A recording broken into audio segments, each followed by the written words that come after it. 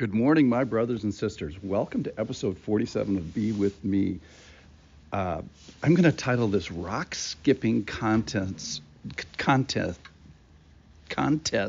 with Knute. For those of you who know this podcast, I went to Michigan and interviewed Knute Larson for a couple of podcasts, and I recommend you go listen to those. But today's lesson has all to do with throwing rocks. And I was thinking to myself, here's how I got there. When was the last time I threw a rock? And it was we were on a beach on Lake Michigan, and we were on a walk before we had done the podcast. And one of us said, let's have a rock skipping contest. So you decide to have a rock skipping contest, but you don't instantly throw a rock. So there's this space of time. Now think about this. We had to find rocks. We had to move and posture into rock throwing position. We had to get the right outfit. That is, like, take off our cold weather jackets because it was windy and May. In our particular case, there was some trash talking. We had to find a trusted person to hold our jackets, or we just had to throw them in the water or throw them in the sand, which is unpalatable. So we had to find someone who was recognized, trustworthy enough to take our jackets. And then after finding rocks and getting ready and posturing, and then we had to launch the rocks. Well, and humility, by the way, prevents me. World-class humility prevents me from telling you the results of that particular contest. But here's the point. So we're going to find out about a person today, a young man who changes everything. And when they decide to have a rock-throwing event, which is to stone Stephen, they are dressed in the wrong outfits. So they have too many clothes on to appropriately throw rocks in this sort of an activity, which is to throw the rocks as hard as you can. So basically they have to take off their jackets. And think about the time space between the time when they decide to throw rocks at Stephen. They actually had to move him outside of Jerusalem because you couldn't stone anybody within the city of Jerusalem. So they had to move him out.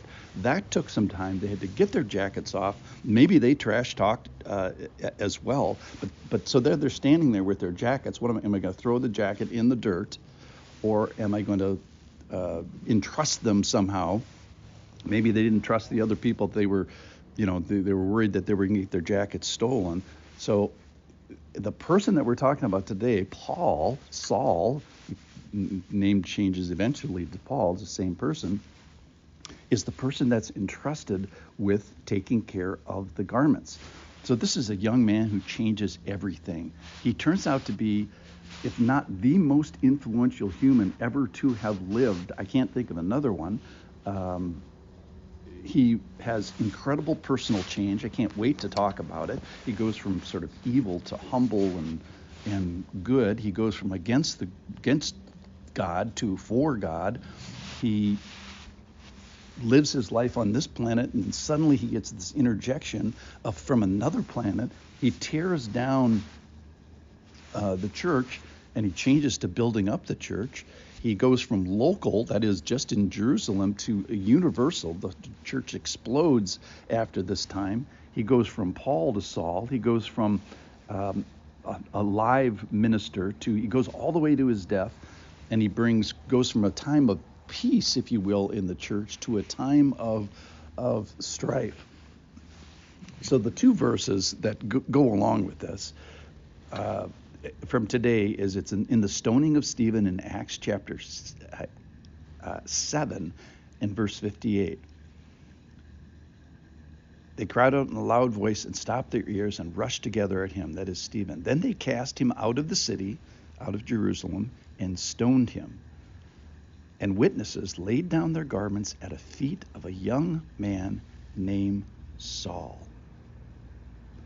So Saul was the go-to guy. Like, who am I going to trust my jacket with while I stone Stephen? Well, Paul, is going to be that guy. And then skip down to chapter 8, verse 1. And Saul approved of his execution. That is Stephen's execution. And then here, the rest of verse 8 is this explosion that we have been waiting for in this happy time in Jerusalem only. And there arose on that day a great persecution against the church in Jerusalem. And they were all scattered throughout the regions of Judea and Samaria, except the apostles. Now, Saul, who becomes Paul, remembers this event. He said, I persecuted this way. That was the name for the Christian church, the way. I persecuted this way to the death, binding and delivering to prison both men and women. That's from Acts chapter 22. And then later, I myself was convinced that I ought to do many things in opposing the name of Jesus Christ of Nazareth. And then he's going to tell the story of his conversion. That's in Acts chapter 26. So here's my observation.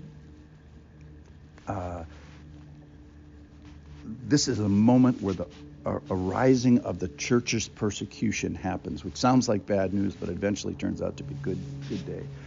And what did this particular day do for Paul? Well, he remembered it. He recalled it. He retold it. He rekindled it. And he kind of like goes over it in his mind, like, look, I was a sinner. In fact, I was a bad sinner. I killed people. I killed Jesus in a sense, and I led people in the killing.